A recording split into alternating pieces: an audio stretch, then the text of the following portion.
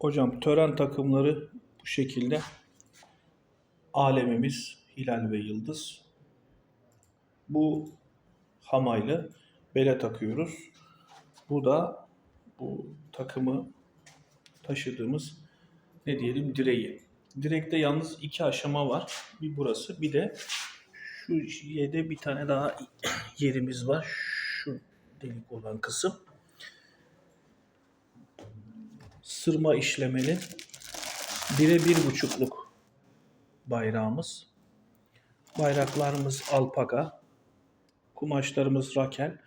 Bu da dış törenlerde, daha büyük törenlerde kullandığımız